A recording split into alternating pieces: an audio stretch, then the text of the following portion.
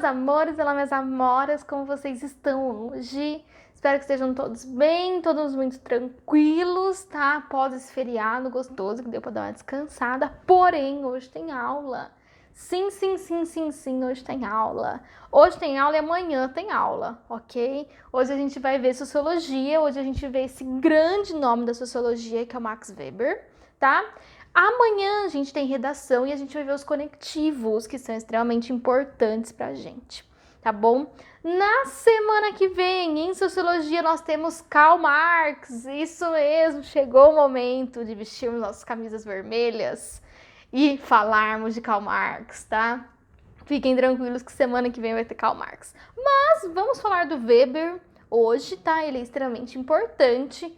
Vocês vão ver que algumas opiniões dele diferem das opiniões principalmente do Durkheim, tá? O do Durkheim, que foi o nosso sociólogo da aula passada. Vou explicar bem devagarzinho, vou dar um enfoque para as ações sociais, que é o importante para vocês da teoria do Weber, tá? E também vou falar um pouquinho da ética do protestantismo, ou a ética protestantista, que também é uma das teorias formuladas por ele. Tudo bem? Sem mais blá blá blá, vamos começar a estudar sobre Max Weber. Bom, Max Weber, gente, como eu sempre falo, vamos falar um pouquinho histórico para a gente conseguir se situar, tá? Quem que é Max Weber? Ele nasce em 1864 e morre em 1920, então ele morre bem depois, alguns anos depois, tá? Bem pertinho, na verdade, do fim da Primeira Guerra Mundial, e a gente vai ver que ele tem um papel importante nessa reestruturação pós-Primeira Guerra Mundial. Vamos lá. Ele nasce e vive na Alemanha durante toda a sua vida, então ele é um sociólogo alemão, e a gente vai ver que alguns fatos que ocorreram na Alemanha durante a vida do Max vão influenciar profundamente em algumas das suas teorias, tá? Ele atua como jurista, então ele é um grande formulador de leis, tá? Então ele é uma pessoa que estuda as leis, uma pessoa que está muito atrelado com o direito, tá? Então isso vai ser importante porque ele vai ter uma visão de mundo e uma visão do Estado, das relações sociais com as leis um pouco diferente, tá? Ele atua como diretor em um hospital militar durante a Primeira Guerra Mundial. Então, durante os anos que ocorreram a Primeira Guerra Mundial, o Max atuou como diretor de um hospital, um grande hospital, tá? Diretor de hospital, a gente sabe que é um cargo muito importante, tá? Que é a pessoa que gerencia. Então, imaginam vocês gerenciando um hospital em plena Primeira Guerra Mundial, tá? Extremamente caótico, extremamente importante, tá? E muita responsabilidade. Ele vai participar das negociações do Tratado de Versalhes, que eu vou falar com vocês lá pra frente no segundo semestre, e ele vai auxiliar na construção da Constituição alemã pós Primeira Guerra, tá? Então ele vai auxiliar nessa Constituição. Como eu já falei, ele é uma pessoa muito interligada com o direito, com as leis, tá? E ele tem um nome extremamente importante quando a gente analisa a Europa dessa época. Tudo bem até aqui? Então vamos seguir, meus amores. O que a gente precisa saber sobre o Max Weber? Que o estudo sobre a sociedade dele, o método, a forma, o passo a passo do estudo sobre a sociedade dele é totalmente diferente do Durkheim, tá? Ele tem uma visão muito diferente, ele encara os fatos sociais e as coisas que acontecem na sociedade com outro olhar, tá? E ele vai se posicionar sim contra os pensamentos de Durkheim, tá? Então vamos repensar e relembrar um pouquinho o que o Durkheim pensava, como que ele analisava essa sociedade.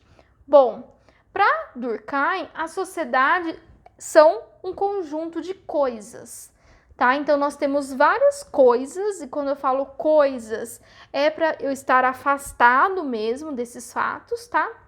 E essas coisas vai ser o foco do meu estudo.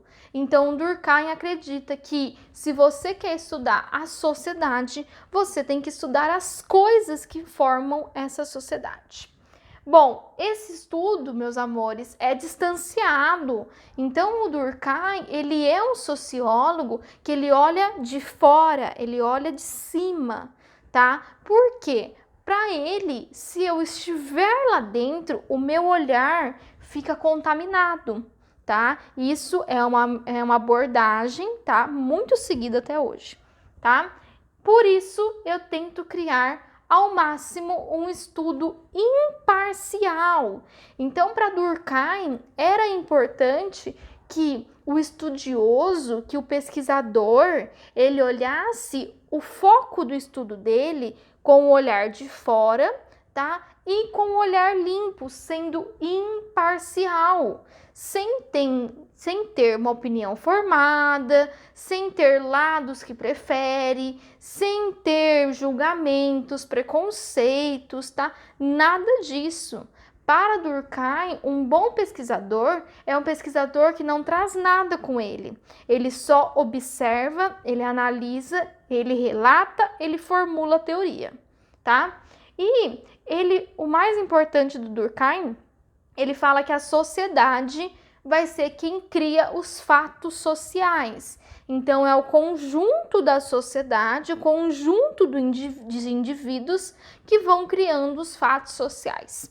Bom, Weber olha essa obra de Durkheim, lê, se aprofunda, estuda, e quando ele termina de se aprofundar e estudar toda essa obra, ele fala: bom, nada a ver, irmão, errou feio. Ó, nada a ver isso que você escreveu, não é assim. Ó, quer saber? Eu vou formular a minha teoria. E ele vai lá e formula a sua teoria. O que o Weber vai defender? O que ele vai colocar na sua teoria? O que ele cria como teoria? Que não pode se distanciar. Se eu quero analisar uma parte da sociedade, ou um padrão, um comportamento, uma cultura que seja da sociedade, eu preciso estar próximo dessa cultura, desse padrão, de qualquer coisa, tá? De qualquer objeto. E eu não posso ser imparcial. Para o Weber, não tem como eu ser imparcial, porque eu sou um ser, eu sou um indivíduo com conceitos, preconceitos, tá? Opiniões, julgamentos dentro de mim. E eu, como pesquisador, não consigo me afastar disso que me forma para estudar algo. Então ele fala que não tem como ser imparcial, tá? E ele vai crer que o indivíduo, que é uma pessoa que vai criar os fatos sociais, e esses fatos sociais vão sendo passados para frente, ok? Então o Weber, ele defende totalmente o contrário que o Durkheim pensa. Ele vai refutar todas as opiniões de Durkheim, todas as teorias de Durkheim. Além disso, o que ele fala, meus amores? Que as mudanças sociais são promovidas sim pelos indivíduos, e que então, se tem uma mudança social muito grande dentro da sociedade, essa mudança começou sim com o indivíduo, tá? E essas ações, elas têm que ser aceitas. Se elas não são aceitas, elas não vão transformar a sociedade. Então, deixa eu dar um exemplo para ficar tudo mais fácil. Teve uma hora, tá? Teve um dia que uma mulher decidiu colocar uma calça, tá? Foi um indivíduo, tá? Que colocou uma calça, uma mulher colocou uma calça e ela saiu com essa calça. Quando ela saiu com essa calça, ela causou um estranhamento gigante. Vocês imaginam as mulheres naquele tempo? Como assim? Ela tá com uma calça? Que absurdo! Maluca, cadê a saia dela? Cadê o marido? Se ela não tem marido, ela nunca vai arranjar um marido desse jeito. Que absurdo, que absurdo, que absurdo. Só que teve uma outra mulher que falou: nossa, gostei desse negócio aí. É legal essa calça aí? Como que funciona? Eu consigo movimentar melhor? Me aperta? Não aperta não, quer experimentar? Tô. Aí ela aceitou. Quando uma aceitou, a outra também aceitou. Aí a outra aceitou. Aí aceitou. E isso foi se espalhando. Então, isso se tornou uma ação social. Se aquela primeira mulher tivesse vestido a calça e nenhuma outra mulher tivesse gostado ou tivesse seguido esse padrão social, ele não se transformaria. Ele não transformaria a sociedade. Tudo bem? Sim? Deu para entender? Então tá bom, se não entendeu, me pergunta, tá? Então, quando essas ações são aceitas pelos indivíduos, são aceitas por parte da sociedade ou pela sociedade inteira, mas isso é muito raro, tá? Geralmente é parte, dificilmente uma coisa vai ser aceita por toda a sociedade, tá? Elas são denominadas ações sociais, tudo bem? Cada ação social tem razão e ou motivo, tá? As ações sociais, meus amores, são divididas em 4 formas, tá? 2 formas são irracionais, ou seja, a gente não pensa, a gente só vai fazendo, e as outras 2 são racionais, a gente raciocina, a gente pensa, tudo bem? Vou explicar a diferença dessas 2 e vou diferenciar as 4 entre si. Tudo bem até aqui? Então, vamos retomar um pouquinho antes da gente passar para o próximo slide. Um belo dia, um indivíduo, uma pessoa, criou algo, fez algo diferente, tá? Essa pessoa foi até as ruas, saiu e espalhou essa moda, vamos dizer assim, entre as outras pessoas. As outras pessoas começaram a aceitar essa moda. E quando essa moda é aceita por mais de uma pessoa e ela vai se transformando em grupos, coletivos, tá? Partes da sociedade que aceitam essa moda, ela se torna uma ação social. Então pensem em todas as coisas que vocês fazem. Provavelmente essas coisas foram criadas por alguma pessoa, tá? Para Weber. Essa pessoa passou esse conhecimento adiante, esse conhecimento foi internalizado, ok? E as pessoas começaram a fazer as mesmas coisas. Quando um grupo de pessoas começa a repetir a mesma ação, ela se torna uma ação social. Hoje, a gente veste calça tranquilamente, tá? A gente não pensa, a gente só veste. Por quê? Essa ação social, ela já está espalhada pela coletividade. Ela já atingiu toda a coletividade. Tudo bem até aqui? Sim? Então vamos seguir. Vamos para as ações sociais irracionais. Quais são as 2 ações sociais irracionais? A primeira é a ação social afetiva e a segunda é a ação social tradicional. Vamos para a primeira. Ação social afetiva. São ações movidas por sentimentos. Os mais variados sentimentos, desde os sentimentos positivos até os sentimentos negativos, tá? Desde os sentimentos aceitos pela sociedade até os sentimentos não aceitos pela sociedade, tá? O indivíduo nem sempre vai ter o controle sobre essas ações, tá? Então pensem em todas as ações que vocês fazem movidos por sentimento. Tá? Então, quando eu gosto de uma pessoa, eu vou lá e beijo a pessoa, tá? Isso é uma ação social, a sociedade faz isso, é movido por um sentimento e nem sempre eu tenho controle, tá? Então, quando eu gosto de uma pessoa, eu quero demonstrar o carinho, eu vou lá e abraço, tá? Por que eu tô abraçando? Porque esse abraço é aceito socialmente. Se ele não fosse aceito socialmente, você dificilmente abraçaria, tá? E é motivado por um sentimento de carinho, um sentimento de amor, de afeição, vários sentimentos. Tudo bem? Sim? Então tá bom. Ação social tradicional. São ações movidas através do cotidiano e dos costumes. Essas ações, elas são extremamente enraizadas na cultura. E as ações sociais tradicionais, elas são muito interessantes, meus amores, porque a gente vê que elas não se aplicam a todas as sociedades, que dependendo da localidade onde eu estou, a ação social ela vai ser totalmente diferente, tá? Então vamos de exemplo para ficar mais fácil. O fato de você comer de garfo e faca. Ai, Marina, eu como de colher. Tudo bem, pode comer de colher, não tem problema, tá? Mas você comer com talheres. Quem te ensinou?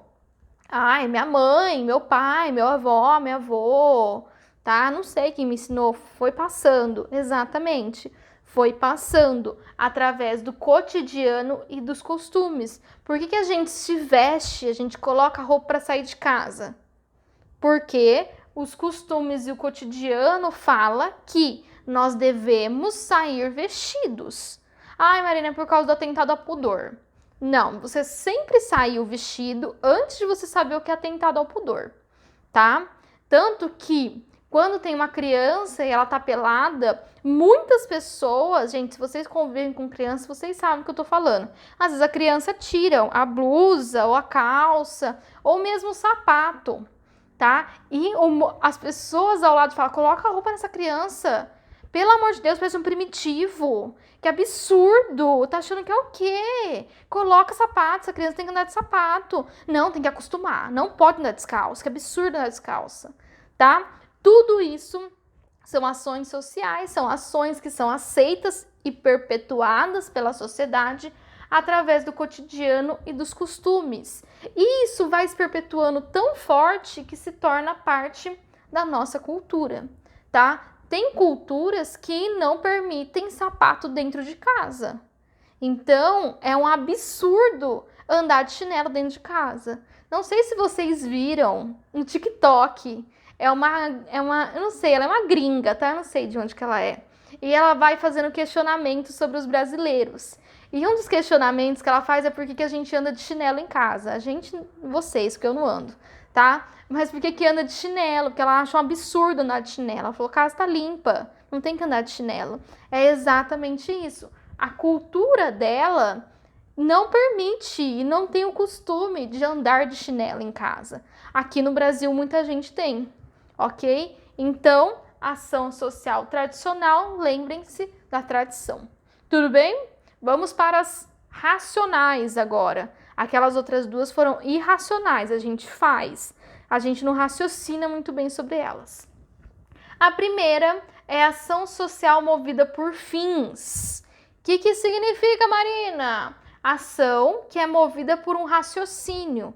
Então, você faz ela por um fim ou um objetivo. Então, por que você está assistindo a aula da tia Marina? Porque tem um fim ou um objetivo por trás dessa aula. Você está raciocinando. Por que precisa ir para a escola? Porque tem que ser educado. Se não for educado, não vai para a faculdade, tá? Tudo isso é raciocinado, tem um raciocínio por trás disso. E se tem um raciocínio, esse raciocínio tem como objetivo final um fim? Ou tem um objetivo final? Tem. Então, é uma ação social movida por fins. Por que vocês iam todo santo dia para o cursinho? Ah, Marina, a gente ia porque a gente quer passar no vestibular.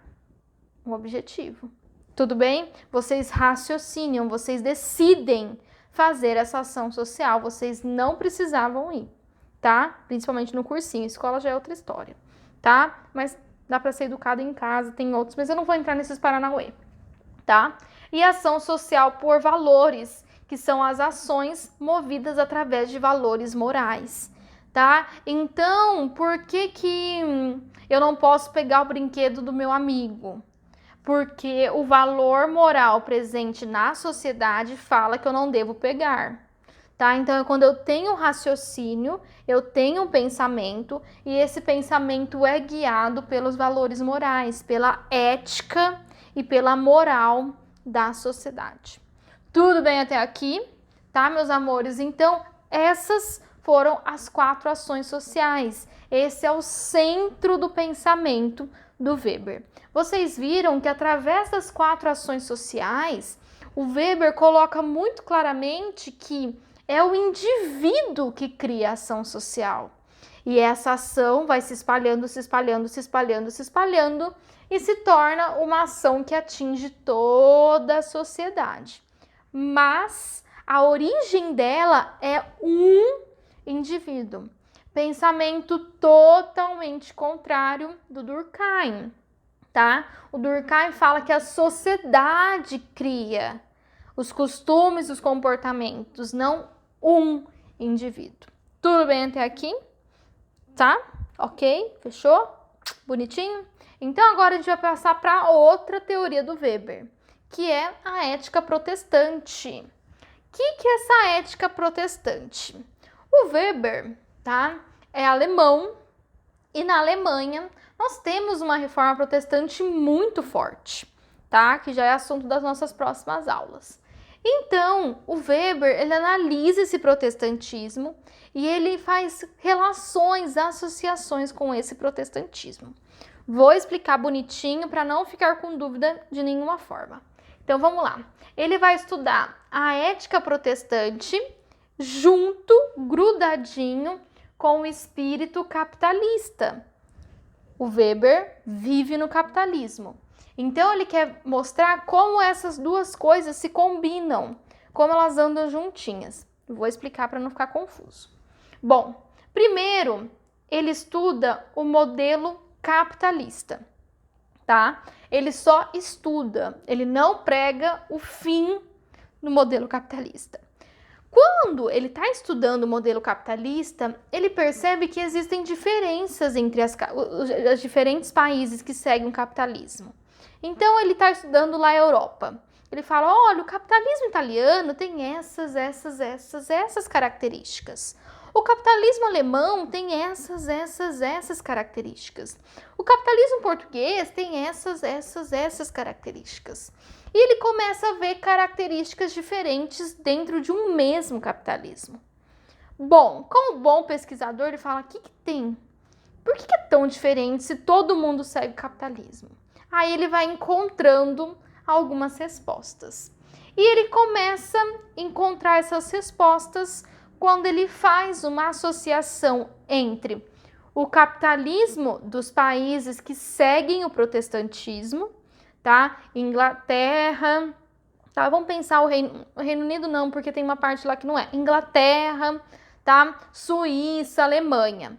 O capitalismo nesses países são bem parecidos. Agora, quando você pega Itália, Portugal, Espanha, tá? O capitalismo nesses países que são católicos é totalmente diferente. Então, ele vai fazer associações entre o capitalismo e o protestantismo. E ele vai, quando ele descobre isso, defender que a origem do capitalismo está dentro da origem do protestantismo, que o capitalismo surge com o protestantismo. Ai, Marina, que Paranauê doido! O que esse irmão aqui tomou? Vou explicar e vai fazer sentido. Vem com a tia Marina. Bom, ele analisa o protestantismo calvinista, tá? Do Calvino, mas isso é um detalhe. Então, ele fala que a base do protestantismo é o quê? A poupança. Então, eu preciso trabalhar, guardar. Trabalhar, guardar.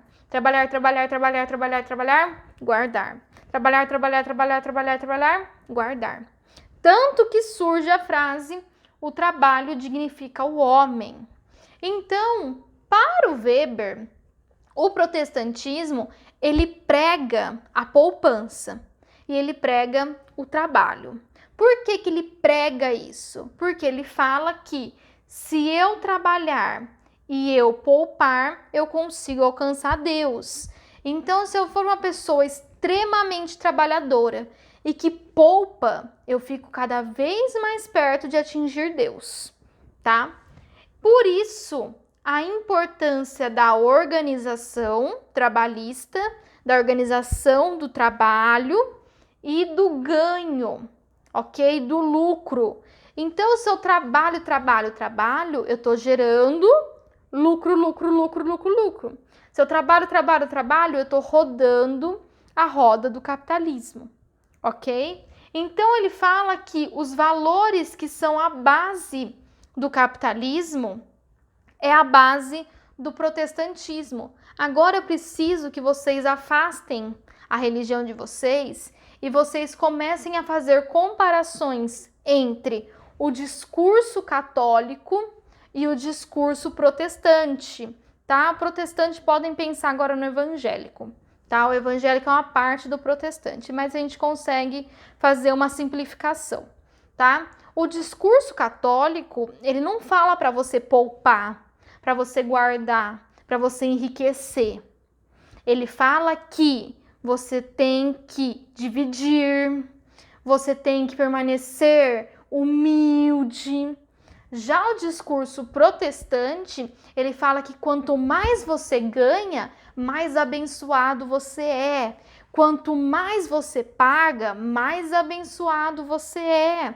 Quanto mais você entrega, mais abençoado você é.